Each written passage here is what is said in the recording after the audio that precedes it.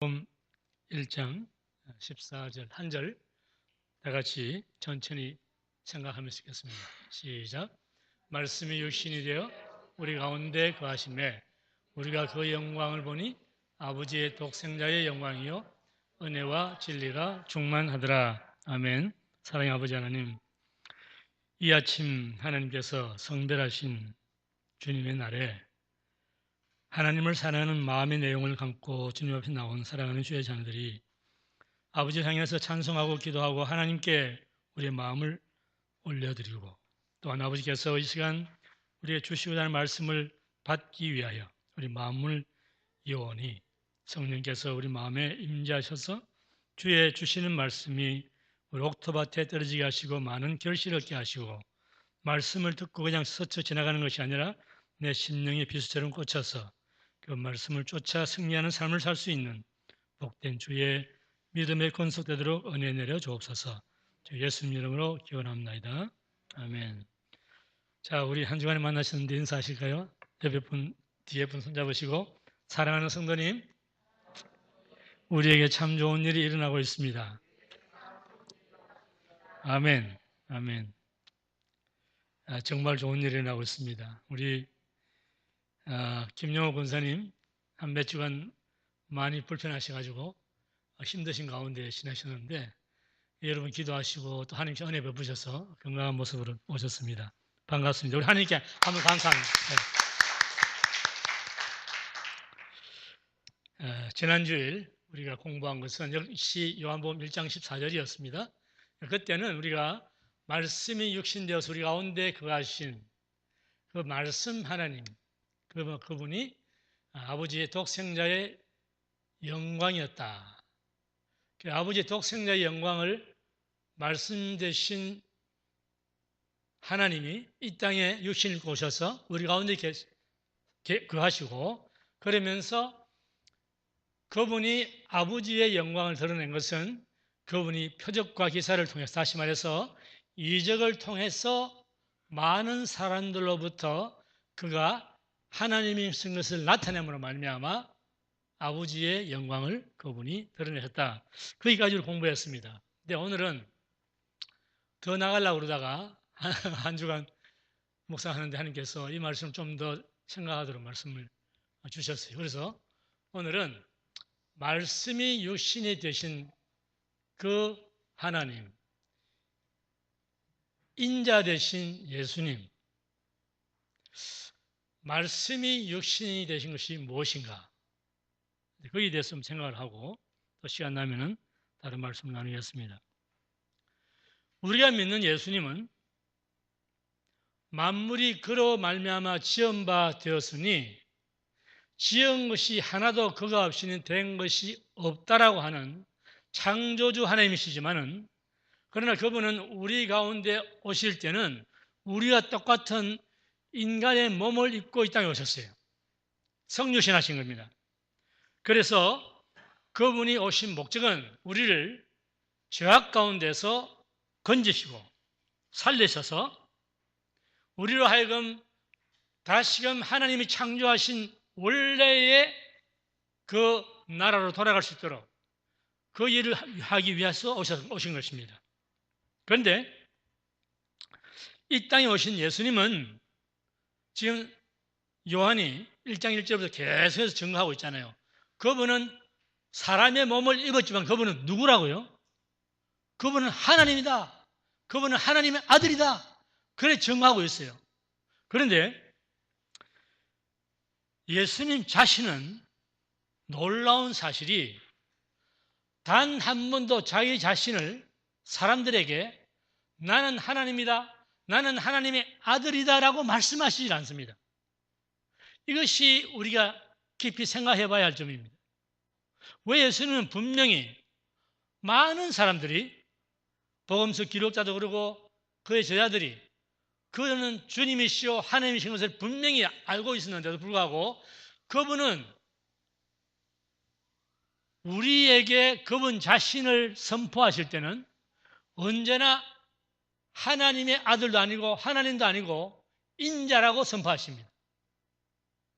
이것이 말씀이 육신되신 그분이에요. 근데 여러분, 이 인자라고 하는 말씀이 도대체 뭔가?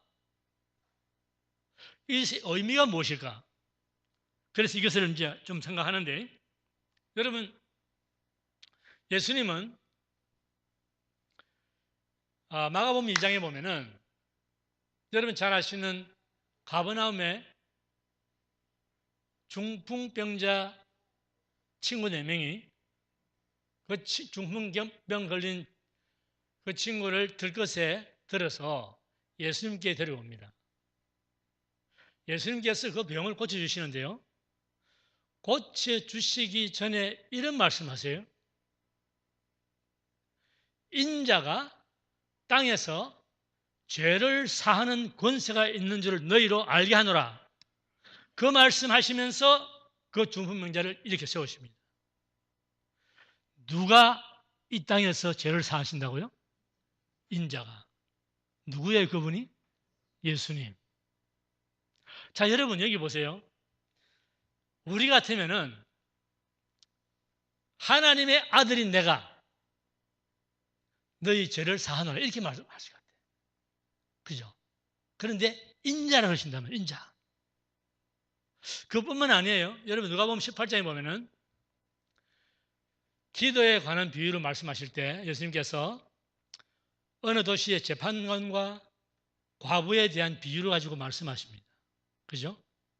그래서 귀찮게 계속해서 찾아가서 괴롭게 하니까 마침내 그 과부의 간청을 들어줬습니다. 그 말씀하시면서 주님께서 하신 말씀이 그러나 인자가 올 때에 세상에서 믿음을 보겠느냐 그 말씀하신단 말입니다. 예수님께서 재림하실 때 모든 세상 사람들은 그분을 다 주님이시요 구주시요 심판주이시로 오신 것을 알게 됩니다. 그런데 그분은 말씀하시기를 인자가 온다 그렇게 말씀하십니다. 자, 여러분 이 인자의 중요성이 무엇인가? 요한복음에 보면은 예수님께서 자신을 인자라고 소개하는 데가 많이 나와요. 아주 많이 나와요. 그런데 우리는 복음서를 읽으면서 예수님께서 자신을 인자라고 하실 때 그냥 그 단어 인자 이렇게만 생각하고 넘어갔지 인자가 무엇인지에 대해서는 우리 생각을 별로 안 해봅니다. 오늘은 성육신하신 인자 되신 예수님 그분에 관해서 좀 생각을 합니다. 여러분 예수님을 한밤중에 찾아와서 예수님께 하늘나라에 대한 비밀을 깨닫기를 원했던 유대 랍비 한 사람이 있었는데 그 사람 이름이 뭐예요? 니고데모, 니고데모입니다. 니고데모가 예수님이 행하시는 그 놀라운 표적들을 보면서 하는 말이 하나님이 함께 하시지 아니하시면은 이 표적을 행할 자가 없나이다. 그렇게 말을 했어요. 그렇다면은 그 말한 니고데모는 예수님을 하나님이 보내신 하나님 아들로 알았다고 말입니다. 그런데 예수님께서는 기회가 얼마나 좋습니까? 자기를 조롱하고 핍박하는 유대인들을 향해서 봐라! 니고데모가 이런 말까지 하지 않느냐? 그렇다면 내가 하나님 아들이다. 나는 하나님이다. 주장하실 텐데 그렇게 하지 않았습니다. 인자라고만 자신을 소개하는 예수님. 예수님은 왜 그렇게 하시는가? 자, 시편 115편 16절 찾겠습니다. 시편 100, 오케이, 같이 읽겠습니다. 시작. 하늘은 여호와의 하늘이라도 땅은 인생에게 주셨도다. 인생이 누구예요? 인생이 누구죠? 사람이지 뭐 사람. 사람이잖아요. 하늘은 여호와의 하늘인데 땅은 누구에게 주셨다? 사람에게 주셨다. 인자란 말 여러분 아시겠습니까? 무슨 말인지? 인자, 사람의 아들이에요. 사람의 아들. 사람이에요, 사람. 자, 보세요. 하나님께서 첫 사람 아담을 창조하시고 복 주시며 그들에게 말씀하시기를 생육하고 번성하여 땅에 충만하라. 땅을 정복하라. 모든 생물을 다스리라. 사람에게 하나님은 그분의 형상을 따라 짓고 나서 첫 번째 복을 주시고 그 다음에 이 온 땅을 정복하고 다스리라고 하는 통치권을 주셨어요. 그런데 첫사람 아담이 범죄 타락함으로 말미암아 그 땅의 통치권이 마귀에게 넘어가 버립니다. 여러분, 마귀는 힘으로 가지고 억지로 빼앗은 것이 아니에요. 사람이 하나님이 주신 특권을 포기했을 때 마귀에 넘어간 거예요. 그래서 인간에게 하나님이 주신 땅의 소유권이 마귀에게 넘어갔기 때문에 예수님께서는 요한복음 12장 31절에 마귀를 두고서 뭐라고 말씀하시냐면 이 세상에 뭐다? 이 세상 뭐다? 여러분, 이 세상 전체를 다 소유하고 있는 놈이 뭐예요? 이 세상 임금이라. 마귀를 보고 주님께서 이 세상의 임금이라는 말씀은 우리 인간이 누려야 할 그 권리를 마귀가 가져갔단 말이에요. 마귀의 소유권이 되어버렸다 그 말입니다. 자, 그런데 여러분, 이것은 한 번만이 아니에요. 예수님께서는 이 땅의 통치권이 마귀에게 있다는 것을 여러 번 보여주십니다. 예수께서 공생애를 시작하실 때 여러분, 세례 요한의 세례 받고 성령 받고 그 다음에 성령에게 이끌려서 유대 어디로 갔어요? 유대 광야로 갔습니다. 그런데 거기에 40일간 금식하고 굶주린 예수님께 시험하는 자가 찾아왔어요. 시험하는 자가 누굽니까? 마귀예요. 사탄이죠? 네. 그래서 예수님께 몇 가지 도전을 했죠? 3가지 시험을 했어요. 그죠? 근데 마지막에 한 게, 마지막에 한 게, 제가 예수를 데리고 높은 산으로 올라가 천하 만국과 영광을 보여주며 가로되 내게 경배하면 이 모든 것을 내게 주리라. 천하 만국과 영광, 온 땅의 모든 것을 내게 경배만 하면 주겠다. 마귀가 그 말을 했을 때 예수님께서 너 거짓말 하지 마. 네가 뭐 다 가지고 있다고. 그런 말씀 안 하셨어요. 그 말을 인정했습니다. 그러면서 하시는 말씀이 뭐라고 했어요?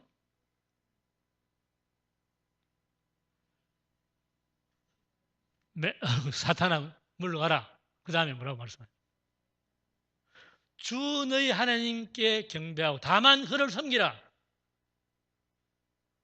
자, 여러분 보세요. 여러분, 예수님께서 이 땅에 오셔서 그 모든 이 땅의 통치권을 마귀로부터 받아낼 수 있는 기회가 절호의 기회였습니다. 그때가. 그러나 그 통치권을 받아낸다면 예수님은 하나님께 경배하는 게 아니라 마귀에게 절을 해야 되는 거예요. 예수님은 단호히 물려주시는 겁니다. 자, 그런데 왜 하나님은 전능하신 그분이 마귀가 사람들로부터 가져간 이 땅에 대한 통치권을 그분은 전능하신 능력으로 한 번에 단 한 번에 빼앗아 오실 수 있는데 왜 그렇게 하지 않으시는가? 그렇게 만일 하신다면 하나님은 자신이 세운 법과 원리에 모순되는 자가 됩니다. 하나님은 이 땅을 누구에게 주셨다? 사람에게 주셨다. 사람이 이 땅의 통치권을 도로 찾아야 돼. 하나님이 주셨기 때문에 도로 찾아야 되는 거예요. 그런데 사람은 모두가 범죄했기 때문에 마귀로부터 그것을 빼앗을 능력이 없어요. 우리한테는. 그래서 말씀하나님 그 하나님이 인간이 되어서 인간의 몸을 입고 이 땅에 와서 인자가 되므로 말미암아 마귀로부터 그것을 탈취해내는 거예요. 그것이 요한일서 3장 8절에 하나님의 아들이 나타나신 것은 누구의 일을 멸하기 위해서? 마귀의 일을. 마귀가 인간으로부터 탈취해간 그 통치권을 예수님이 되찾기 위해서는 그분은 하나님이신 그분이 사람이 되어야 한다고 말이에요. 그래서 그분이 인자가 된 거예요. 인자가. 인자라고 하는 내용은 바로 그런 의미입니다. 예수님은 이 땅에 오셔서 마침내 마귀로부터 그 우리가 누려야 할 통치권을 되찾으시는데, 그러고 나서 그분이 부활하시고 마지막으로 우리에게 지상명령을 주실 때 내가 하늘과 땅의 권세를 다 받았으니 주님께서는 인자로 오셔서 이제 이 온 세상의 통치권을 다 찾으십니다. 그래서 우리에게 너희는 가서 모든 족속으로 제자를 삼아 아버지와 아들과 성령의 이름을 세례를 주라고 하는 것은 주님께서 모든 땅을 다스리는 통치권을 되찾았기 때문에 우리에게 나가서 복음을 전하면서 그 통치권을 가지고 역사하라, 그 말씀이에요.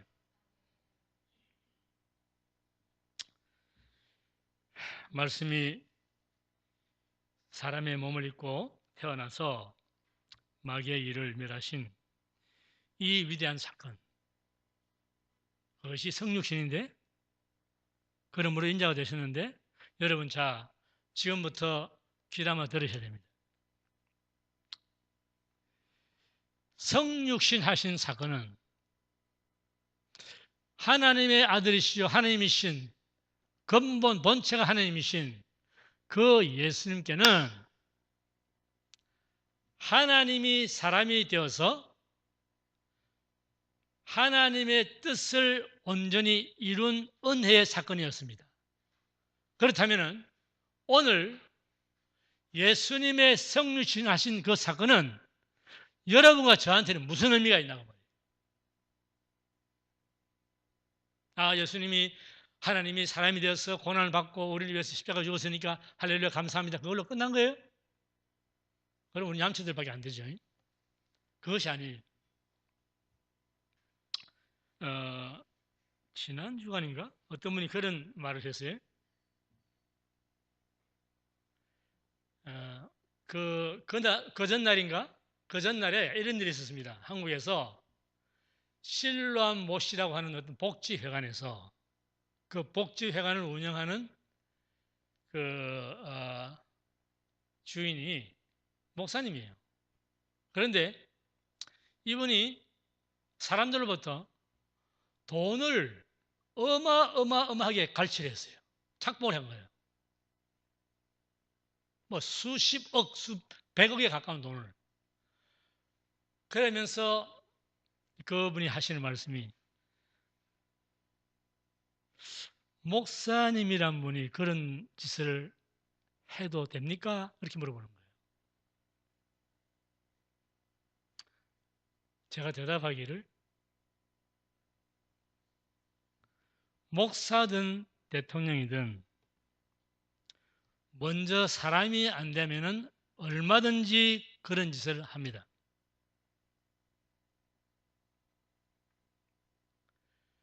우리 하나님의 자녀들은 목사, 장로, 권사, 집사 이전에 사람이 되어야 돼요. 인자가 되어야 되는 거예요.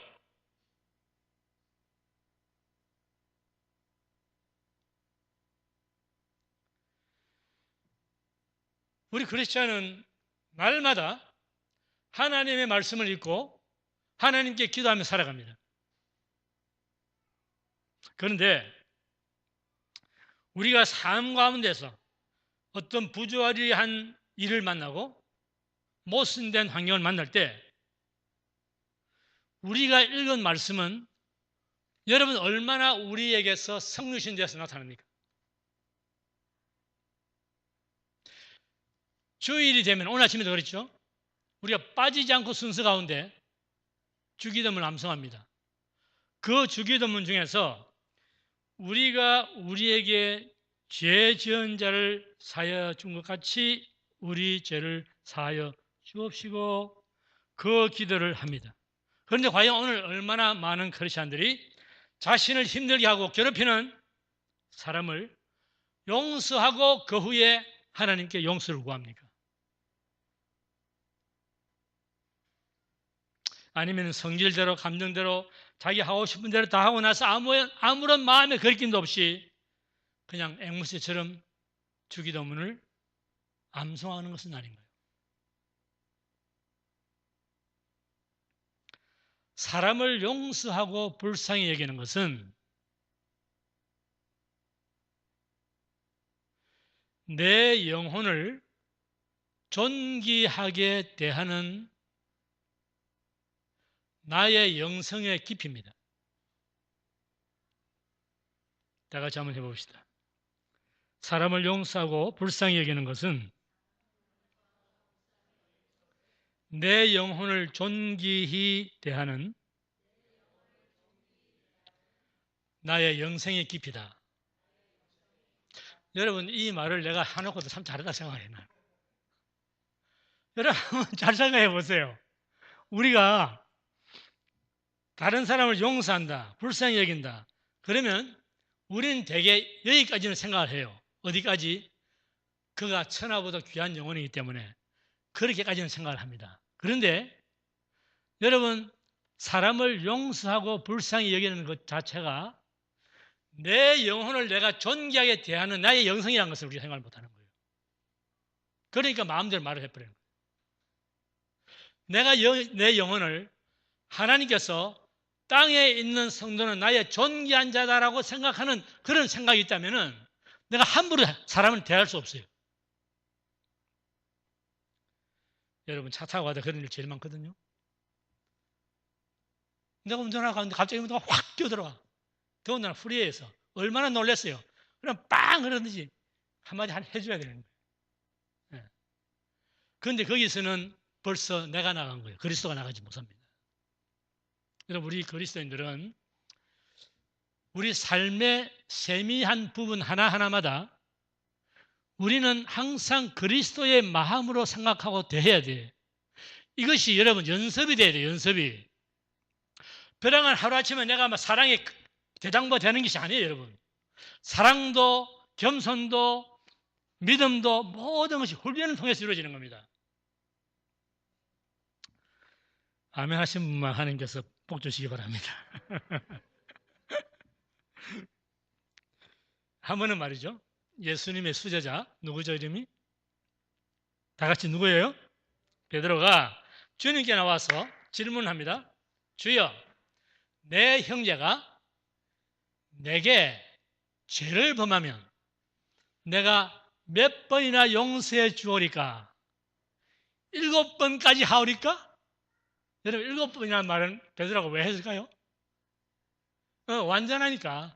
7번까지는 내가 완전히 했다. 사람으로서는 그 얘기 좀 하고 싶은 거예요. 그런데 주님께서 뭐라고 말씀하시죠? 70번뿐만 아니라 70번씩 7번까지라도 해라. 몇 번 하라는 얘기요? 족도를 하라는 거지. 쉽게 말하면. 힘들어요. 그죠? 힘들어요. 여러분, 나를 피해주고 괴롭히고 고통주고 그런 사람을 용서하고 그를 따뜻하게 대해준다는 것은 내 마음이 그리스도의 마음이라는 뜻입니다. 여러분, 사람의 마음으로 할 수 있습니까? 여러분, 사람의 마음은 전부 다 마귀가 가지고 죄악뿐인데 그렇잖아요. 그러니까 너희 안에 이 마음을 품으라. 누구의 마음이다 이게? 그리스도 예수의 마음이라. 그 마음을 품을 때라 이게 이루어지는 거예요. 여러분, 그 마음이 부족할 때마다 하나님 앞에 엎드려서 나를 불쌍히 봐달라고. 내가 할 수 있는 능력이 없습니다. 주님, 나를 도와주세요.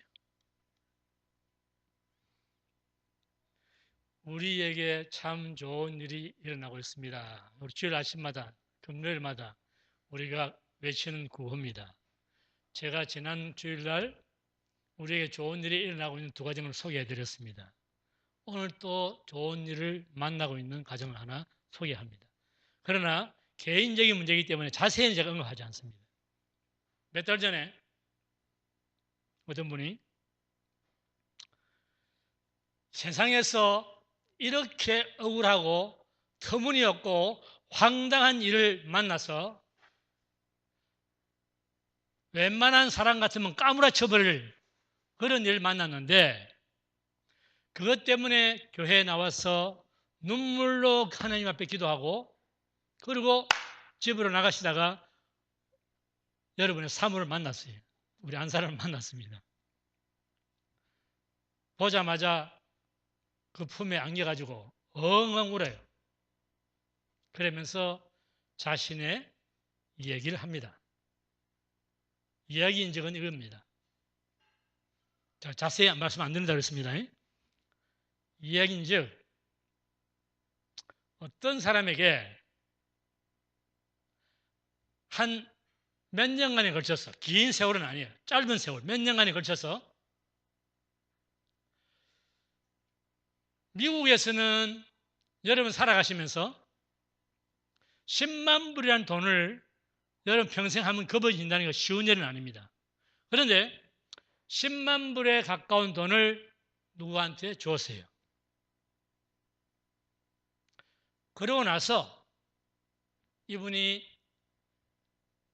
갑자기 여러분 아시다시피 뉴욕발 금융위기 오고 이 모든 경제가 힘들어질 때 그분도 사업이 힘들어졌어요. 그래서 생활하기가 좀 어려워졌기 때문에 그 돈을 준 분에게 말을 했습니다. 그 돈에 아주 적은 부분이라도 내가 좀 형편이 이러니 좀 도와주세요. 자기가 줘놓고 도와달래. 그렇게 말을 했어요. 그런데 대답은 했는데 한 달 가고 10달 가고 1년 가고 2년 가도 안 도와주는 거예요. 우리 보통 사람 같으면은 그 사람 만나가지고 그냥 뭐 머리카락 끄집어 들고 때려주겠네? 한마디 해야 되는데 이분은 그 일 때문에 그 억울함을 사람에 대해서 풀지 않고 하나님 앞에 호소하는 거예요. 그래서 몇 달이 흘렀습니다. 마침내 지난주에 하늘로부터 기쁜 소식이 왔어요. 그날 사모가 둘이서 끌어안고 울던 그때에 사모가 말하기를 집사님 믿음으로 승리하십시다. 하나님께서는 모든 것을 합력해 선을 이루신 분 아닙니까? 그걸 아시고 기도하시니까 반드시 승리를 주실 겁니다. 그렇게 말했는데 지난주에 마침내 그분이 돈을 보내오기 시작하는 거예요.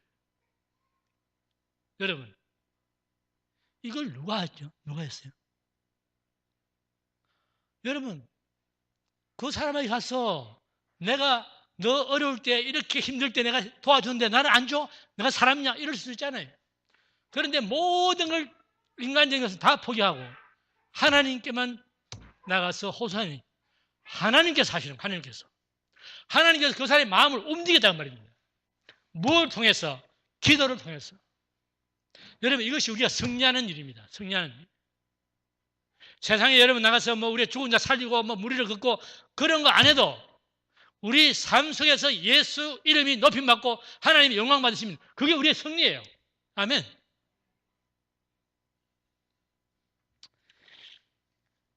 크리스천의 삶은 말씀이 성육신이 돼야 되고 내가 하나님께 드리는 기도가 살을 이고 나타나야 돼요. 우리 삶 속에서 하나님의 말씀과 내가 하나님께 아뢰던 기도가 나의 삶을 통해서 나타나야만이 그것이 우리가 참 성육신하는 거예요. 예수님께서 성육신 하셨듯이 여러분 예수님께서 인자가 되어 오셔서 성육신하고 그리고 하나님의 뜻을 이루었을 때 하나님께서 그분의 삶을 통해서 영광 받으신 것처럼 우리도 우리의 삶에 하나님의 말씀과 기도가 살을 잇고 나타나서 성령신앙이 된다면 하나님도 우리의 삶을 통해서 영광을 받으시는 거예요. 아멘입니까? 14절 하반절 본문 보십시다. 14절 하반절 맨 끝에 은혜와 다 같이 시작. 은혜와 진리가 충만하더라. 자, 여러분, 은혜는 무엇이며 진리는 뭔가요? 여러분, 우리 그리스도인들은 우리가 믿음 생활 해 나가면서 하루에도 몇 번씩 우리 입술에서 나오는 말은 은혜란 말입니다. 은혜란 말.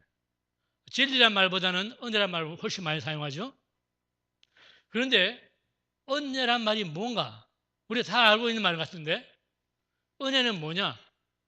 은혜는 하나님께서 사람에게 값없이 주시는 그분의 사랑과 호의예요. 페이버예요. 페이버. 우리가 무슨 공로가 있어서 하나님께 받는 게 아닙니다. 하나님께서는 그분의 자비하심 때문에 무조건적인 사랑과 호의를 베푸는데 그게 은혜예요. 하나님은 여러분, 제가 제 자신을 생각해도 지난 한 주간 동안에 하나님께서 하나님의 법대로 한다면은 나는 하나님의 은혜를 입을 수 있는 사람이 아니에요. 날마다 하나님께 가까이 나가고 하나님 말씀을 읽고 하나님께 기도하고 우리가 그런 삶을 살지만은 하나님 자녀이기 때문에 그럼에도 불구하고 순간순간 우리의 생각, 우리의 마음은 마귀에게 넘어가는 거예요. 이것이 사람입니다, 여러분, 사람.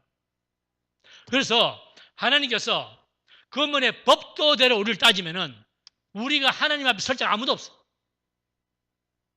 그러나 하나님은 일향 우리의 사랑을 베푸시는 거예요. 그래서 은혜를 베푸신다고 말이에요. 이것이 하나님의 은혜예요. 두 번째 은혜란 말은 우리의 죄를 용서하시는 하나님의 긍휼을 은혜라고 합니다. 로마서 한번 보시죠. 로마서 3장 23절 24절 다 같이 시작. 모든 사람이 죄를 범하였음에 하나님의 영광이 이르지 못하더니 그리스도 예수 안에 있는 구속으로 말미암아 하나님의 은혜로 값없이 의롭다 하심을 얻은 자 되었느니라. 여러분, 우리가 다 죄인이잖아요. 하나님의 영광에 이를 수가 없죠. 그런데 하나님께서는 그분의 독생자, 인자 대신 예수 안에 있는 구속으로 말미암아 그분의 피 흘림으로 말미암아 우리를 하나님의 은혜로 값없이 얻었다 하신다. 이것이 하나님께서 우리를 대한 은혜입니다. 하나님은 우리의 행한 바에 근거해서 우리에게 은혜를 베푸시는 분이 아니에요. 그렇다면 우리는 전부 다 지옥을 갈 수밖에 없습니다. 하나님께서 우리에게 주시는 그 은혜는 예수님의 피로 적신받고 회개함으로 하나님 앞에 나올 때에 그분이 한없는 긍휼을 베푸신 그것이 은혜예요. 그렇다면 진리는 무엇인가? 진리는 존재하는 것의 실제입니다. 그리고 그 본질 자체입니다. 말이 좀 어려운데 이게 헬라어로 그래요. 헬라어로 진리라 그러면 알레테이라고 하는 것은 어떤 존재하는 것의 실제라고 하면 실제. 그림자가 아니라 실제라고 말이죠. 자, 예수님께서 요한복음 14장 6절에 내가 곧 길이요 무엇이요? 진리요 라고 말씀하시는데 그 말씀은 예수님께서 그분은 실제가 되시는 분이기 때문에 그분의 실제와 부합되는 그 말씀이 진리라고 말이에요. 그리고 더 나아가서는 그 말씀이 예수님 자신의 본질 자체를 표현하는 것이에요. 내가 진리다 말씀하신 그분은 그 예수님은 그 말씀하신 그분 자신 자체가 본질적으로 진리라고 말이에요. 진리. 무슨 진리가 형이상학적인 것이 아니에요. 그분 스스로가 진리라 그 말이에요. 자체가. 여기에 대해서 조금 설명을 하겠습니다. 요한복음 8장에는 간음하다 붙잡혀 온 여인이 있습니다. 그렇죠? 자, 그런데 진리와 은혜에 대한 것을 제가 설명하겠어요. 여러분, 하나님의 율법은 진리입니다. 예수님께서 하나님의 율법은 이 온 천지가 변해도 1.1핵도 변하지 않는다고 그랬어요. 그 진리입니다. 진리. 자, 하나님의 율법의 진리에 의하면은 간음한 여인은 무엇으로 맞아 죽어야 돼? 아까 때려 죽여야 한다고 그랬죠? 돌로 맞아 죽어야 돼. 네. 그게 진리예요. 그런데 사람들은 그 일을 행하면서 내가 하나님의 진리를 행하는 대변인이다. 서기관과 바리새인들이 그렇게 생각해서 돌로 쳐 죽이려고 합니다. 그러나 예수님은 그 여인을 은혜의 울타리로 보호해 주십니다. 여러분, 그 예수님은 하나님 말씀을 어기시는 분인가? 그런데 여러분, 진리의 잣대라면은 오늘 모든 이 세상의 그리스도인들 돌 맞음으로부터 자유로울 사람은 아무도 없습니다.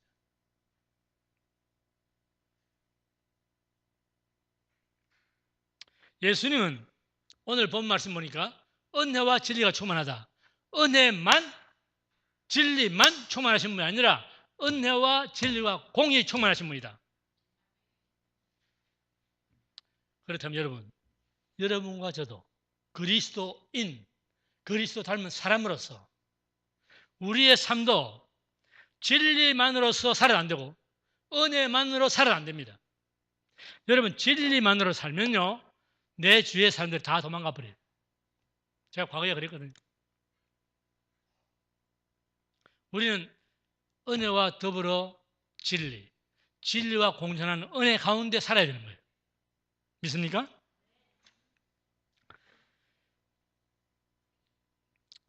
어설픈 진리만 주장하는 사람은 죄인들을 위해서 생명을 버리셨던 예수의 영으로 사람을 대하는 것이 아니고 우리를 참소하는 사탄의 영으로 사람을 대하게 됩니다.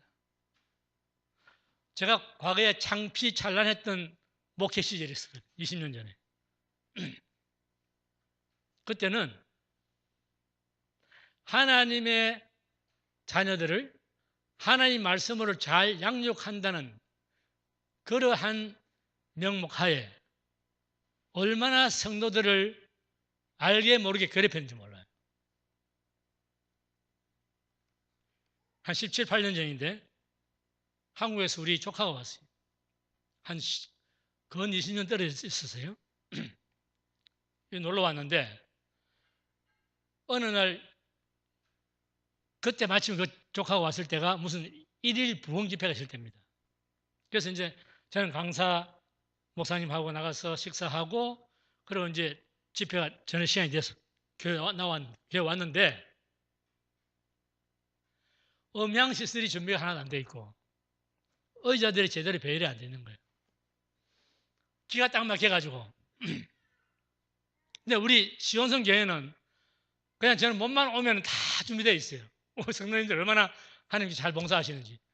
그런데 그 당시에는 교회가 몇 년 됐는데도 그걸 못해.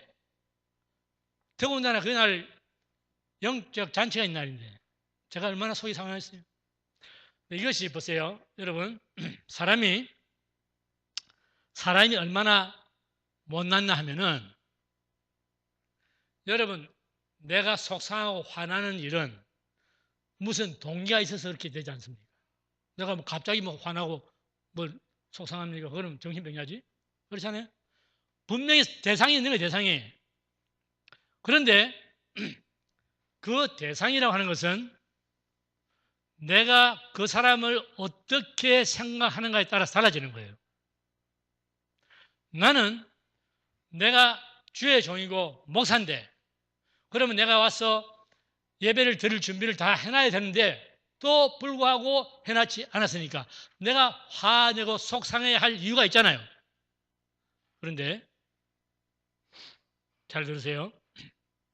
사람을 미워하고 남을 탓하고 정죄하는 것은 내가 사탄의 영향권에 들어갔다는 말입니다. 여러분 잘 기억하세요. 이것은 여러분 성도들 간에, 부부 간에, 가정에서 어디서든지 간에 사람이 모인 곳은 마찬가지입니다. 아까 이게 간증 내가 드렸던 그분이 그 얼마나 엄청난 일이에요. 그럼 얼마든지 자기 감정대로 할 수 있는 거예요. 그런데 하나님께 맡겨 기다리는 거예요.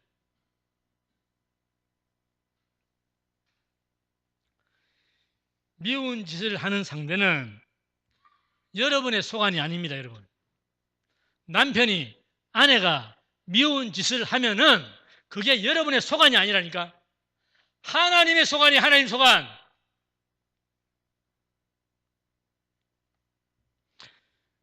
여러분은 그런 환경에서도 사탄의 촉수에 걸리지 않도록 하나님 앞에 엎드려야 합니다. 지난주는 짧게 끝났는데 오늘 왜 길게 나가지? 자, 마지막은 이제 정리해서 말씀드리겠습니다. 여러분, 하나님은 공의의 하나님이시요 사랑의 하나님입니다. 예수님은 은혜와 진리가 충만하신 분입니다. 그런데 하나님의 공의는 하나님의 사랑을 이기지 못합니다. 예수님의 진리는 예수님의 은혜를 능가할 수가 없습니다. 너무나 신기한 것이에요. 하나님 말씀에 의하면 범죄한 사람은 죽어야 합니다. 이것이 하나님의 공의요 진리예요. 그런데 하나님은 양을 죽여서 가죽옷을 입히고 그래서 아담에게 은혜를 베푸시는 거예요. 마땅히 아담은 그 자리에 죽어야 돼요. 여러분, 베드로가 예수님을 3번 부인했을 때 그것은 주님께서 너희가 사람 앞에서 나를 부인하면은 나도 하늘에 계신 내 아버지 앞에서 너희를 부인하리라. 그 진리의 말씀이에요. 그럼에도 불구하고 3번을 부인한 그 베드로를 디베랴 바닷가에서 예수님께서 만나셔서 그에게 내 양을 먹이라 말씀하시면서 더 넓은 은혜의 바다로 그에게 내보내십니다. 이게 은혜예요, 여러분. 은혜. 사람은 사랑보다 공의, 은혜보다는 진리를 가지고 다른 사람을 대하려고 합니다. 그러나 은혜가 풍성하시고 사랑이 무한하신 하나님은 은혜와 진리가 동일하게 충만하신 분이지만은 그분은 그 자신의 한량 없는 지혜로 이 양면을 다루십니다. 사람은 유한한 존재요, 한계적인 가치식을 가진 사람이기 때문에 우리는 절대적 하나님 아니에요. 그래서 우리는 진리를 판단하는 선악과를 따먹지 말고 사랑과 은혜의 생명나무 열매를 따먹고 그러므로 말미암아 우리는 사람들로부터도 인정받고 하나님께로부터 칭찬받는 그러한 그리스도인의 삶이 여러분과 저의 삶이 될 수 있기를 주님의 이름으로 축원합니다. 기도합니다.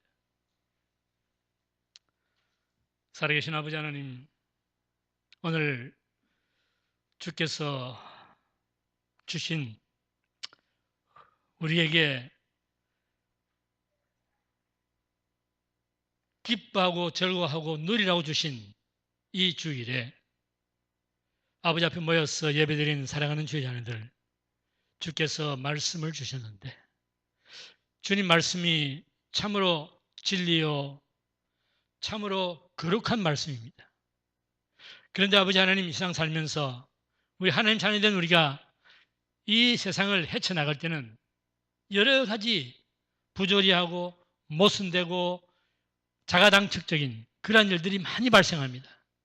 그러나 아버지 하나님 오늘 말씀하시기를 그 가운데서도 내 아들 예수가 성육신하고 인자가 됨으로 말미암아 나의 뜻을 온전히 이루어서 내게 영광을 돌린 것처럼 우리도 그 가운데 하나님의 말씀에 순종하고 그리고 하나님의 말씀을 공부하고 배우고 듣고 기도한 것이 내 삶을 통해서 환경 속에서 성육신에서 나타나는 그 삶을 살기 원하시는 아버지의 마음을 저희들이 알았사오니 이 말씀 받은 사랑하는 모든 주의 자녀들 한 주간도 이 말씀 마음속 깊이 새기면서 삶을 살다가 주께서 주시는 기쁨과 승리를 맛보며 한 주간 살 수 있도록 은혜 내려 주옵소서. 주 예수님 이름으로 간절히 기도합나이다. 아멘.